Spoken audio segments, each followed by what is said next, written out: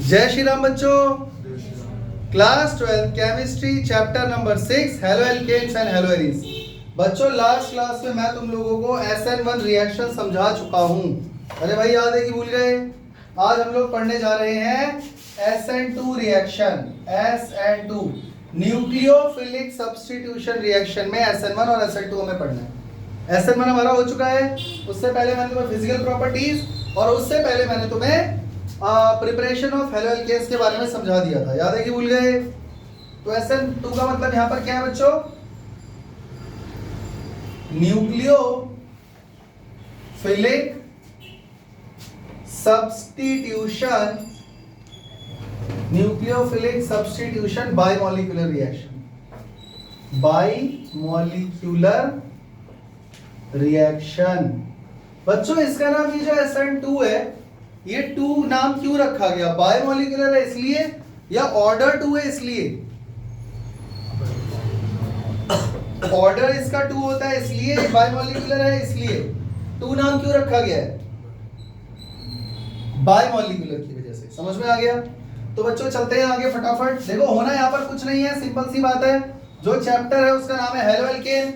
Halo alkane समझ में आ गया? उसमें अटैक कौन करने वाला है? एक न्यूक्लियोफाइल। क्लियर हो गया? चलो कोई भी हेलो एल्केन ले लेते हैं। इधर देख लो भैया, कोई भी हेलो एल्केन ले लो। CH3Cl और इसमें कोई भी एक न्यूक्लियोफाइल, ये मैंने OH माइनस डाल दिया। क्लियर हो गया? होना क्या है सबको पता है, यहां पर Cl को रिप्लेस कर देगा OH और यहां पर बनेगा क्या बच्चों? CH3OH plus Cl minus. तो यार ये तो SN1 में भी हुआ था, इसमें नई बात क्या है? न्यूक्लियोफिल वहां भी अटैक कर रहा था, हेलोजन को रिप्लेस कर दिया था, लेकिन मैकेनिज्म में फर्क है दोनों के। जो SN1 रिएक्शन था उसका नाम जरूर 1 था, लेकिन वो 2 स्टेप में हो रहा था। याद है कि भूल गए? यहां पर इसका नाम SN2 जरूर है, पर ये 2 स्टेप में नहीं, ये 1 स्टेप में होता है। यानी अगर हम इसके मैकेनिज्म पे जाएं तो बच्चों ध्यान से देखना क्या हो रहा है। मैकेनिज्म को बच्चों ध्यान से देखना क्या हो रहा है। स्टेप 1 एक ही स्टेप में हो रहा है। देखो बच्चों ध्यान से देखना, CH3Cl था यहाँ पे, इसके साथ रिएक्शन किसका हुआ बच्चों? OH माइनस का। और ये रिएक्शन हमेशा याद रखना किसके प्रेजेंस में होता है? SN1 किसके प्रेजेंस में हो रहा था? प्रोटिक सॉल्वेंट, हाँ या ना? Polar protic solvent. और ये रिएक्शन होता है एप्रोटिक सॉल्वेंट के प्रेजेंस में, एप्रोटिक सॉल्वेंट के प्रेजेंस में होता है। ये बात याद रखना। क्या बनेगा इसमें? याद रखना, देखो OH सीधा यहाँ पे अटैक नहीं करेगा, होगा यहाँ पर ये कि देखो ये रहा CH3, इस साइड से क्लोरीन है, क्लोरीन एक हैलोजन है, तो इस पर डेल्टा नेगेटिव चार्ज होगा।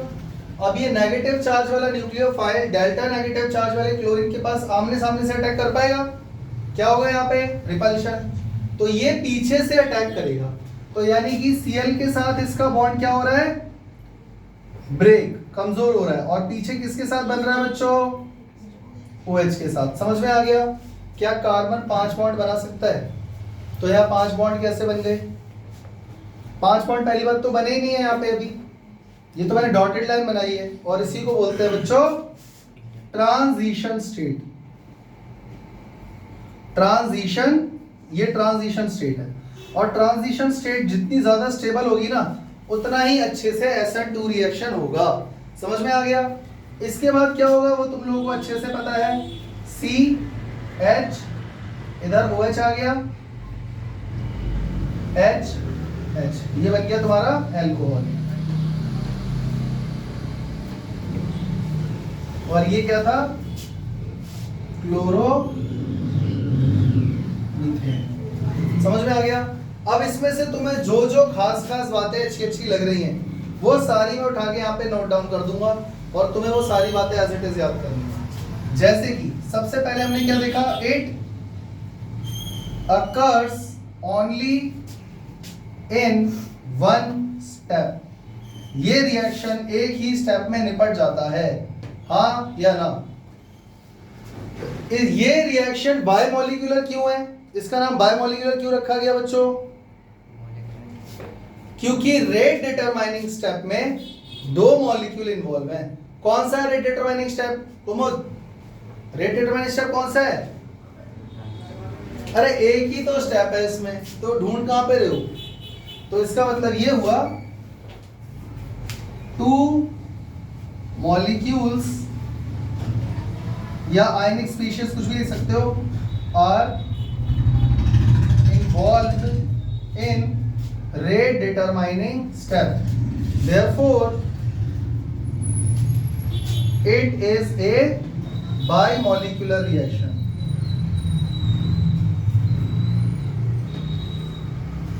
अच्छा, इसका ऑर्डर क्या है बच्चों? ये एक सेकंड ऑर्डर रिएक्शन है। ऑर्डर ऑफ रिएक्शन बच्चों यहां पर क्या है?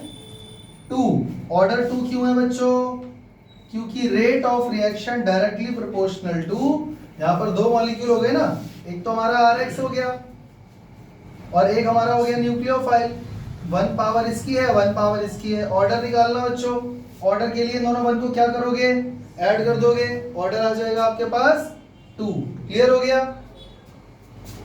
और यहां पर आपको क्या देखने को मिला? और हमें ये देखने को मिला कि यहां पर हमेशा एक ट्रांजिशन स्टेट जरूर बनती है, यानी कि a transition state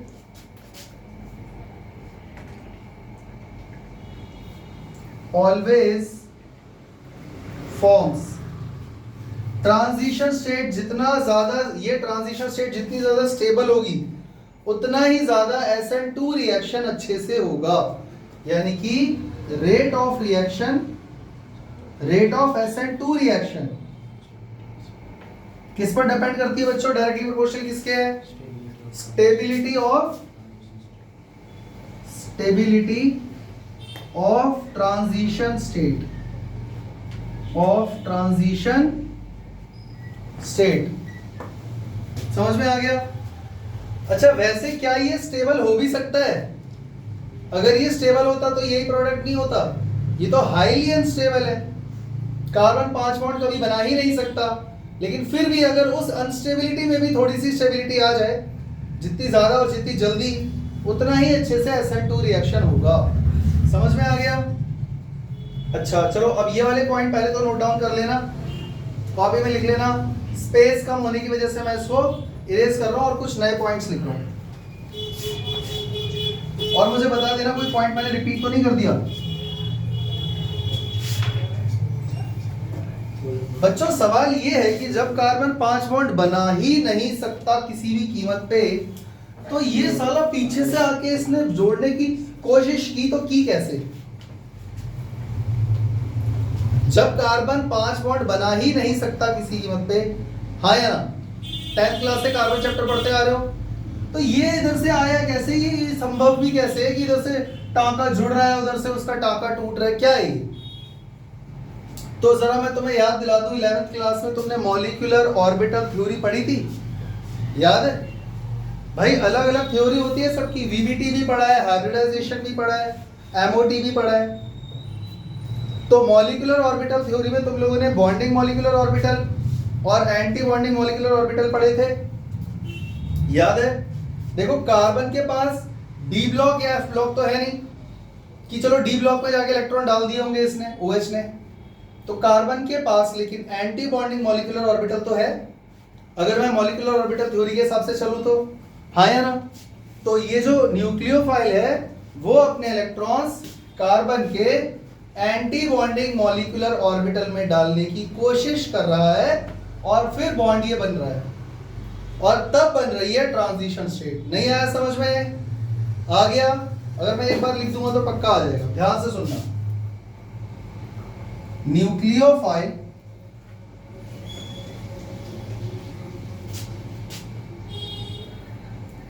puts its electrons in anti-bonding molecular orbital of carbon to make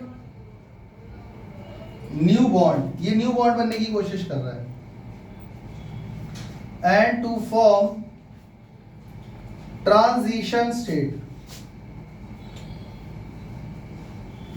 और साथ ही साथ बच्चों ये भी चेक करते जाओ SN1 में क्या था। क्या SN1 में ऐसा कोई पंगा था? नहीं। SN1 में सीधा सीधा पहले यहां पर क्लियर है कि ये Cl यहां से टूटेगा, कार्बोकेटायन बनेगा, पहले कार्बोकेटायन बनेगा तभी न्यूक्लियोफाइल अटैक करेगा। हाँ या ना? और क्योंकि न्यूक्लियोफाइल कहीं से भी अटैक कर सकता है, ऊपर से भी नीचे से भी, तो रेसमिंग मिक्सचर बनेगा। 50% रिटेंशन, 50% इन्वर्जन। मैं SN1 की बात कर रहा हूं। पर बच्चों यहां पर तुम्हें क्या लगता है, यहां पे रेसमिंग मिक्सचर का कोई चक्कर नजर आ रहा है? यहां पर रेसमिंग मिक्सचर का कोई चक्कर नहीं है, क्योंकि यहां पर साफ नजर आ रहा है OH इधर सामने से तो अटैक नहीं कर सकता, इसको पीछे से आके अटैक करना पड़ रहा है। तो यहां पे 100% लीवर रोटेटरी प्रोडक्ट बनेगा। यानी 100% कौन सा प्रोडक्ट बनेगा? लीवर रोटेटरी, मतलब कि जो प्लेन पोलराइज्ड लाइट को लेफ्ट साइड में रोटेट कर देता है, यानी इन्वर्जन वाला प्रोडक्ट बनेगा। ये बात समझ में आई? पक्का? तो ये भी मैं यहां पे मेंशन कर देता हूं। न्यूक्लियोफाइल, ये SN2 के बारे में इंपॉर्टेंट और खास कॉमन बातें हैं जो दुनिया के हर SN2 में होती हैं। समझ में आ गया? तो इसीलिए मैं यहाँ पर नोट डाउन कर रहा हूँ, क्योंकि देखो एग्जाम में क्वेश्चन रीजनिंग से भी आता है। अगर आपको लग रहा है कि सिर्फ प्रिपरेशन और केमिकल रिएक्शन से काम चल जाएगा, तो क्वेश्चन फिजिकल प्रॉपर्टीज से भी आता है, क्वेश्चन और भी कई चीजों से आता है, थ्योरेटिकल चीजों से भी आता है, रीजनिंग के क्वेश्चन भी आते हैं। तो आपको कॉन्सेप्ट वहां पे लगाना पड़ेगा। तो nucleophile can not attack from front side due to high repulsion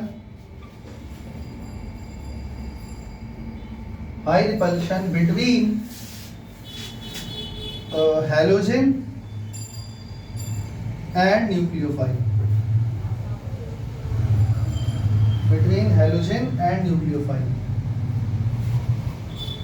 समझ में आ गया ना? तो ड्यू टू विच, ये समझ में आ गया ना? न्यूक्लियोफाइल सामने से अटैक नहीं कर पाएगा, due to which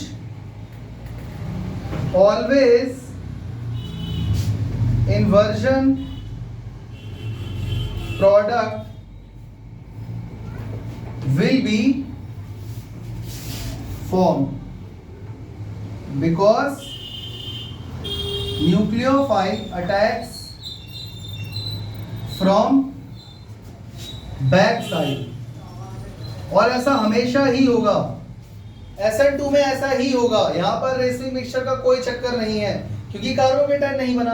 क्योंकि कार्बोकेटायन नहीं बना तो ऊपर और नीचे से इलेक्ट्रॉन क्लाउड ओपन नहीं है, तो उसको, क्योंकि ये बॉन्ड टूटा ही नहीं, तो जब टूटा ही नहीं तो बैक साइड से अटैक करेगा। तो इसमें हमेशा याद रखना, प्रोडक्ट कौन सा बनेगा? इन्वर्जन प्रोडक्ट बनेगा। कोई दिक्कत? समझ में आ गया? चले आगे। इसमें हाँ, अब मुझे एप्रोटिक सॉल्वेंट के बारे में बताना है।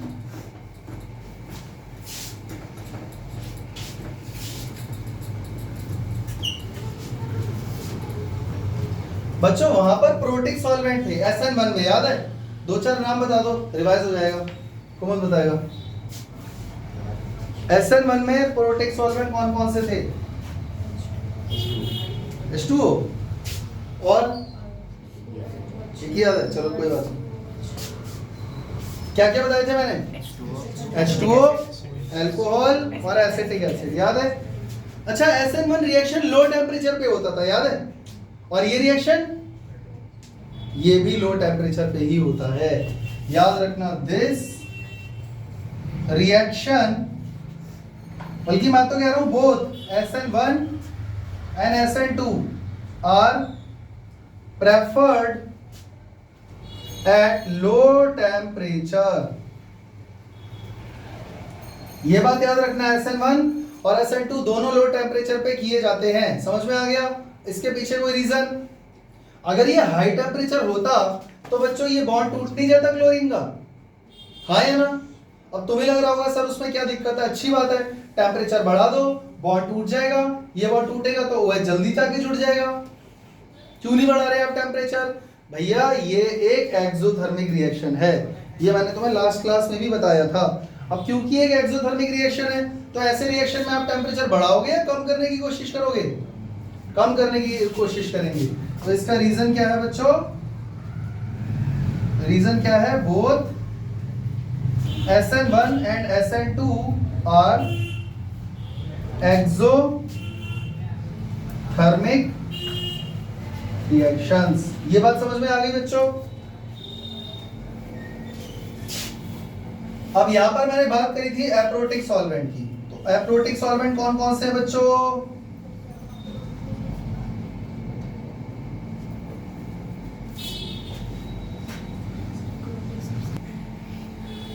बच्चों 2000 एप्रोटिक सॉल्वेंट के नाम याद कर लो, क्योंकि वो लोग जब तुम्हें क्वेश्चन देंगे और तुम्हारे साथ गेम खेलेंगे तो वो एरो के ऊपर कुछ नाम लिख देंगे। और अगर आपको आइडिया नहीं है कि ये एप्रोटिक है या प्रोटिक है तो आप सेम रिएक्शन में SN2 की बजाय SN1 लगा दोगे। यहाँ सबसे बड़ी प्रॉब्लम यही है कि जब क्वेश्चन दिया जाता है बच्चे को इस तरीके से एरो मार के छोड़ देते हैं। बच्चे का काम है प्रोडक्ट बनाना, हाँ या ना? तो आप प्रोडक्ट किसके हिसाब से बना रहे हो, SN1 या SN2? ये कैसे पता चलेगा? जबकि SN1 और SN2 में कोई खास फर्क, वैसे तो बहुत सारे हैं, फर्क तो बहुत सारे हैं, लेकिन आंखों से दिखने वाले फर्क बहुत कम है। आप एक बात बताओ, दोनों लो टेम्परेचर पे हो रहे हैं कि नहीं हो रहे? तो क्या फर्क है? अब आप कहोगे सर इसका ऑर्डर 1 है, इसका ऑर्डर 2 है, तो वो रिएक्शन में थोड़ी दिखेगा आपको। तो वैसे देखने वाले फर्क जो है ना, वो मेन फर्क यही होते हैं, पोलर एप्रोटिक सॉल्वेंट और प्रोटिक सॉल्वेंट। तो यहाँ पे एप्रोटिक सॉल्वेंट कौन कौन से हैं बच्चों? याद रखना, एसीटोन। एसीटोन क्या है बच्चों? CH3 C double bond O CH3। Number 2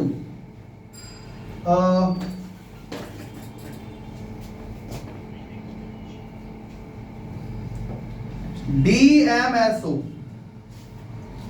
di methyl sulpho oxide. Dimethyl sulpho oxide बच्चों ऐसा होता है, CH3S CH3 double bond O। समझ में आ गया? Number 3 DMF, dimethyl formamide. Dimethyl formamide में आपको दिख जाएगा CH3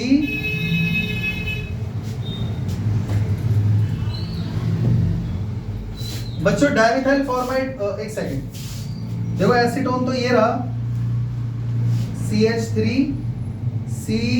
CH3 sulfoxide S double bond O। ये तो मैंने इधर बना दिया, DMF इस साइड बना दूं, कोई दिक्कत तो नहीं है? तो ये होता है ऐसा, CH3N CH3 C double bond OH। समझ में आ गया? और एक और नाम याद कर लो, ईथर। ईथर तो सभी जानते हैं, ROR'। क्लियर हो गया? यानी एरो के ऊपर आपको क्या मिलने वाला है? DMF DMSO। देखो न्यूक्लियोफाइल तो देगा ही देगा, न्यूक्लियोफाइल नहीं देगा तो आप अटैक किसका करवाओगे? साइनाइड है, OH है, या कोई और हो गया, वाटर दे देगा। अब वाटर तो SN1 में भी काम करता है, तो आप कौन सा प्रोडक्ट बनाओगे, SN2 के हिसाब से या SN1? जबकि वाटर दोनों में काम आ रहा है। समझ में आ रहा है? तो इसीलिए ये सारे फर्क आपको देखने हैं। एरो के ऊपर क्या लिखा होगा? एसीटोन या DMSO, या ये बना होगा, या DMF, या ईथर दिया होगा कोई। तो आपको याद रखना है ये पोलर एप्रोटिक सॉल्वेंट है और यहाँ पर SN2 रिएक्शन होगा। कोई दिक्कत? चले आगे बच्चों। SN1 रिएक्शन में मैंने तुम लोगों को ऑर्डर ऑफ रिएक्शन समझाया था, याद है कि भूल गए? क्या बताया था मैंने तुम लोगों को? Order of reaction 3 2 1। ये SN1 का है, लिखना मत अभी, ये SN1 का ऑर्डर है और इसके पीछे कुछ रीजन भी है, सीधा रटना नहीं है। रीजन क्या है? रीजन कोई बताएगा? अरे कार्बोकेटाइन बन रहा था वहां पे यार, और कार्बोकेटाइन का ऑर्डर ही होता है 3 2 1, हाँ या ना? लेकिन क्या यहाँ पे कार्बोकेटाइन बन रहा है बच्चों? नहीं बन रहा है। तो क्या बन रहा है?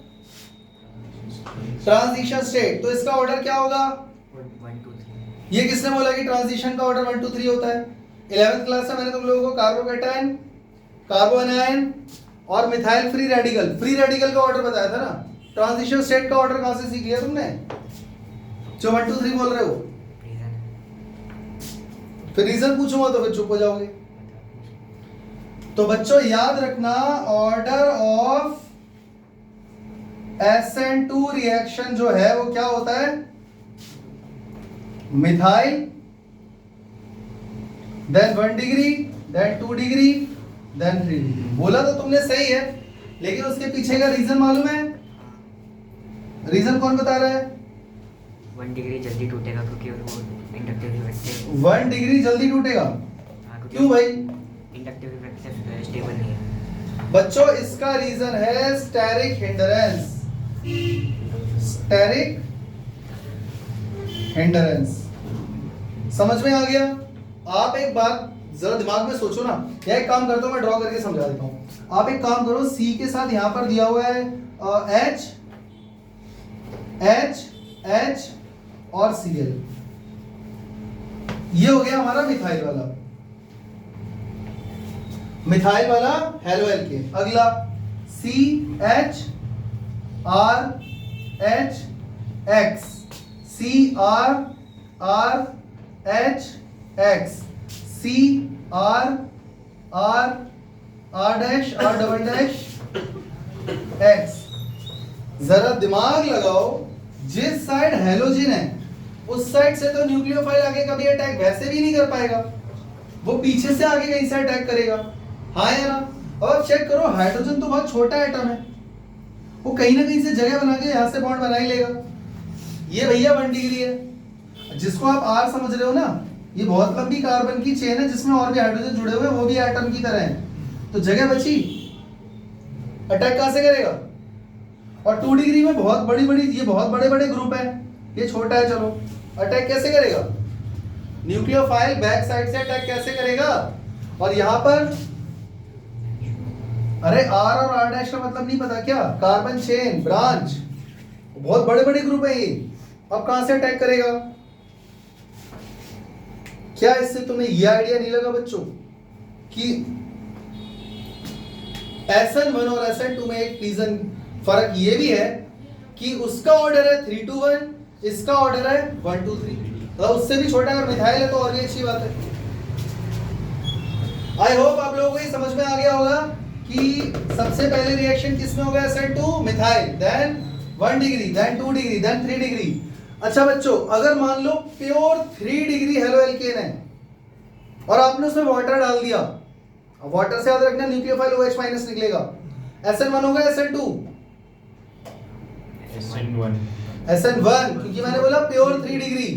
और बच्चों प्योर 1 डिग्री है अगर मान लो हेलो एल्केन और आपने वाटर डाल दिया, वाटर से न्यूक्लियोफाइल निकलेगा OH माइनस, और आपने प्योर 1 डिग्री लिया हुआ है या मिथाइल लिया हुआ है, क्या होने की संभावना ज्यादा है? SN2।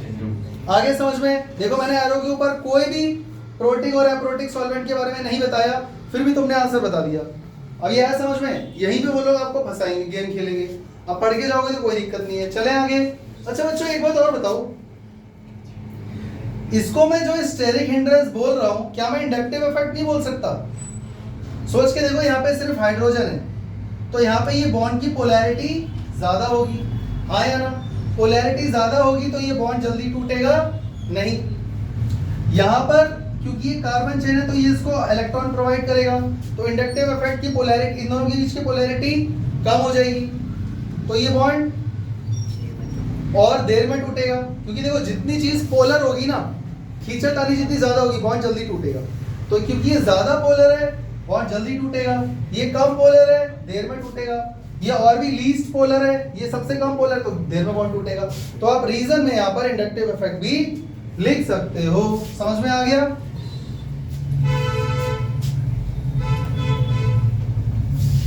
आप यहां पर इंडक्टिव इफेक्ट भी लिख सकते हो।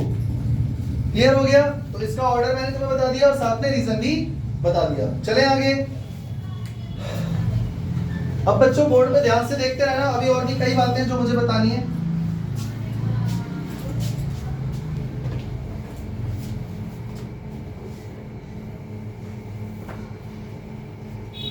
ध्यान से सुनो, जैसे मान लो ये कार्बन चेन है, इसमें हेलोजन जुड़ा हुआ है X, ठीक है, और इसके सब्सीक्वेंट पहले या दूसरे कार्बन पे कोई ऐसा कंपाउंड जुड़ा हुआ है जो इलेक्ट्रॉन विड्रॉ कर रहा है, खींच रहा है, मतलब इलेक्ट्रॉन विड्रॉइंग ग्रुप यहां पे लगा हुआ है, तो ये कार्बन इलेक्ट्रॉन मांग रहा है चेन से। समझ में आ रहा है?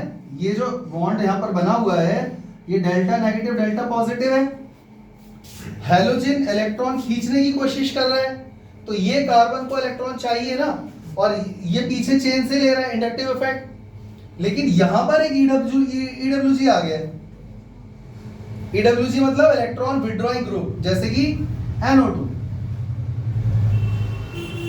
तो ये इस बॉन्ड की पोलैरिटी को और ज्यादा मजबूत करेगा या वीक करेगा? पोलैरिटी को मजबूत करेगा या वीक करेगा? पोलैरिटी और बढ़ जाएगी। पोलैरिटी तब कम होगी जब यहाँ पे इलेक्ट्रॉन कार्बन को मिलेंगे, पर ये तो खुद ही खींच ले रहे सारे इलेक्ट्रॉन, तो पोलैरिटी बढ़ेगी या नहीं बढ़ेगी? पोलैरिटी बढ़ेगी तो बॉन्ड जल्दी टूटेगा। तो ये बात याद रखना, SN2 रिएक्शन और ज्यादा जल्दी से होगा, और ज्यादा मतलब SN1 की कंपैरिजन की बात कर रहे हैं हम, अगर किसी कार्बन चेन में EWG ग्रुप लगा हुआ है। और मान लो बच्चों ये EWG यहां होता तो तब भी SN2 ही होगा, लेकिन इसका इफेक्ट थोड़ा कम हो जाएगा क्योंकि ये काफी दूर चला गया है, हेलोजन से काफी दूर चला गया है, ये थोड़ा पास में है ना। तो समझ में आ गया? यानी कि यहां पर मैं ये लिखने जा रहा हूं कि अगर कोई कार्बन चेन में इलेक्ट्रॉन विड्रॉइंग ग्रुप जुड़ा हुआ है तो उस रिएक्शन का SN2 होना ज्यादा संभव है। समझ में आ गया? यानी कि if an electron withdrawing group, इसको बोलते हैं electron withdrawing group, is attached with the chain, then polarity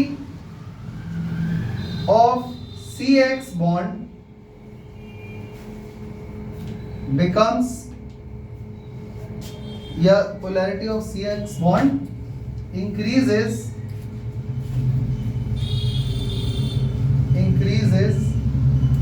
due to which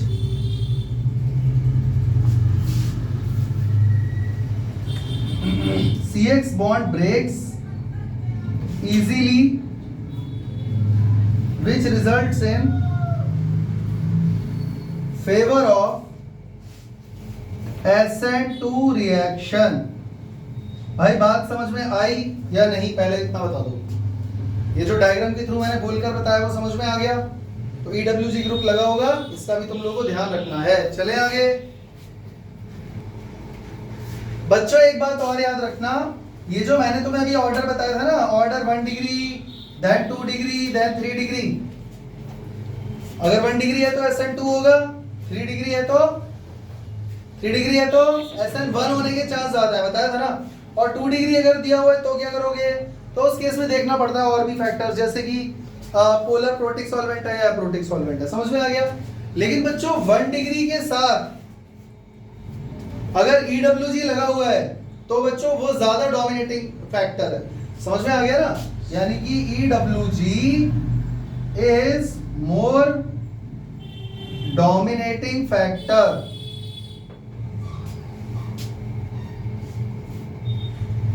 तो याद रखना, अगर EWG कहीं लगा हुआ है तो ज्यादा चांसेस है कि SN2 ही होगा, SN1 नहीं होगा। क्लियर हो गया? ये बात याद रखना। अब इस टॉपिक को और अच्छे से समझने के लिए और SN1 और SN2 में फर्क पता लगाने के लिए कुछ क्वेश्चंस करते हैं। करें शुरू बच्चों? चलो भाई।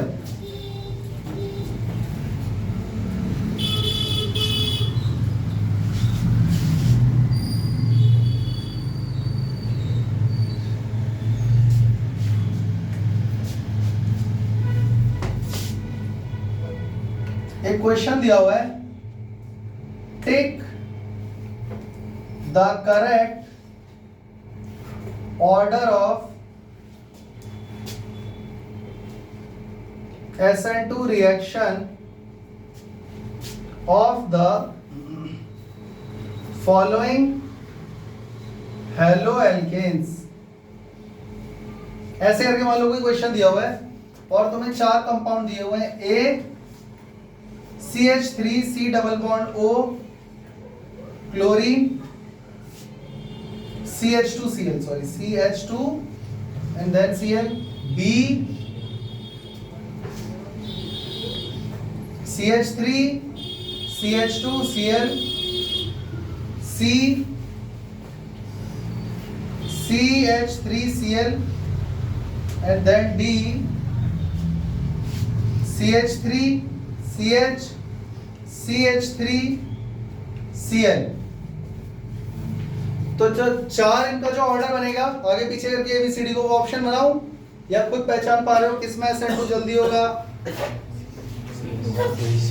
बच्चों देखो ये है 2 डिग्री, ये कार्बन 2 डिग्री है, सही है, ये मिथाइल है, ये 1 डिग्री है और यहां पर EWG लगा हुआ है, यानी 1 डिग्री के साथ EWG है। अब खुद सोचो सबसे ज्यादा फास्ट SN2 रिएक्शन किसमें होगा? सबसे फास्ट होगा A में। उसके बाद बच्चों चेक करो मिथाइल वाले में, यानी कि C। उसके बाद 1 डिग्री और 2 डिग्री में से 1 डिग्री यानी कि B। समझ में आ गया? चले अगले क्वेश्चन पे। बच्चों यहाँ पर मैंने कुछ क्वेश्चंस लिखे हैं बोर्ड पे 1 2 3, अपना अपना दिमाग लगाओ और बताओ प्रोडक्ट किसके हिसाब से बनेगा। जिससे पूछूंगा वही बच्चा जवाब देगा। बच्चों देखो ये है एक ब्रोमोमीथेन, इसका रिएक्शन हो रहा है OH- से। OH- मतलब सीधा न्यूक्लियोफाइल दे रखा है, आपको किसी कंपाउंड में से न्यूक्लियोफाइल निकालने की जरूरत नहीं है। बताओ यहाँ पर प्रोडक्ट क्या बनेगा, SN1 के हिसाब से या SN2? सौम्या SN1 क्यों बेटा? ये 1 डिग्री से भी छोटा है, मिथाइल है, तो SN2 होगा ना। SN1 कैसे हो गया? तो यहाँ पर प्रोडक्ट क्या बनेगा बच्चों? CH3OH। सही है गलत? कोई दिक्कत? तो आपको कैसे पता चलेगा इस प्रोडक्ट को देख के कि SN1 हुआ है 2 है? क्योंकि SN1 भी अगर हुआ होता तो प्रोडक्ट तो तब भी यही बनेगा। नहीं समझे? तो आपको क्या करना है उस केस में? OH बनाना है पीछे। अभी आ गया समझ में? यानी यहाँ पर प्रोडक्ट किसके हिसाब से बना है बच्चों? कोई दिक्कत? नाम भी बताना पड़ेगा प्रोडक्ट का, बोलो। मीथेनॉल। अच्छा अब यहाँ पर आ जाओ बच्चों, ये 3 डिग्री कार्बन है, दिख रहा है? समझ में आ गया? मतलब आप ऐसे समझ लो CH3 CH3 CH3 and then Br।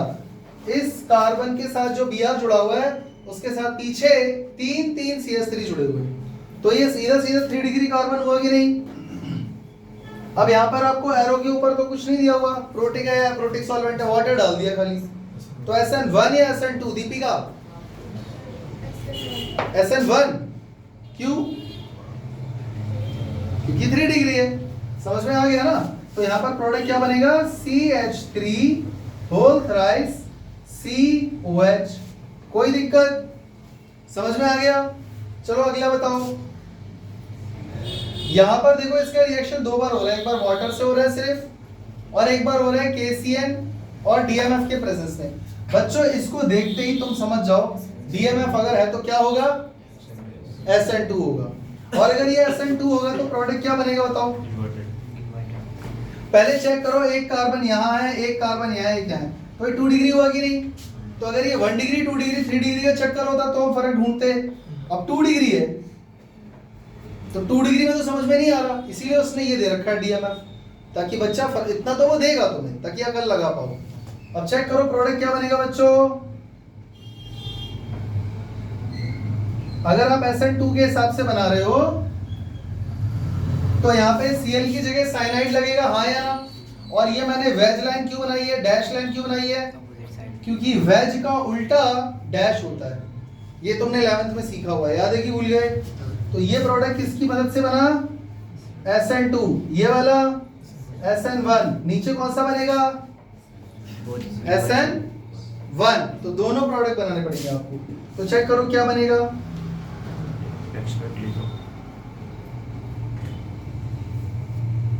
Cn plus Cn, दोनों क्यों बने बच्चों? क्योंकि रेसमिक मिक्सचर बनता है। कोई दिक्कत? समझ में आ गया? एक क्वेश्चन और करें बच्चों। यहाँ पर एक क्वेश्चन दिया हुआ है, आप लोग देख सकते हो। ये आपको कौन सा प्रोडक्ट नजर आ रहा है, हेलो एल्केन या हेलो एरीन? हेलो एरीन नहीं है, ठीक से देखो। क्या हेलोजन बेंजीन से डायरेक्टली जुड़ा हुआ है? ये बेंजाइलिक हैलाइड है। याद है कि भूल गए? Classification on the basis of sp3 hybridised CX bond, उसके अंदर एक बेंजाइलिक भी था। यानी हेलोजन एक ऐसे कार्बन से जुड़ा हुआ है जो बेंजीन से जुड़ा हुआ है। समझ में आ गया? अच्छा ठीक है, इसमें एक बार बच्चों DMF के प्रेजेंस में वाटर डाला हुआ है और एक बार सिर्फ वाटर डाला हुआ है। क्या प्रोडक्ट बनेगा जल्दी बता दो। ये तुम्हारा होमवर्क है, कर लोगे या नहीं? चलो एक बच्चा बता ही दो। अगर DMF के प्रेजेंस में वाटर है तो SN1 के हिसाब से बनाओगे SN2, और यहाँ पर दोनों प्रोडक्ट बनाने हैं। समझ गए? तो यहाँ पर वेज का डैश बन जाएगा और यहाँ पर वेज और डैश दोनों बनेंगे, और यहाँ पे आप Cl को हटा के क्या लगा दोगे, OH। नहीं आ रहा समझ में? आई होप अब आपको SN1 और SN2 क्लियर हो गया होगा। नेक्स्ट क्लास में हम लोग E1 और कोशिश करेंगे E2 भी हो जाए एक ही क्लास में। समझ में आ गया? मिलते हैं अगली क्लास में, तब तक के लिए जय हिंद, जय श्री राम।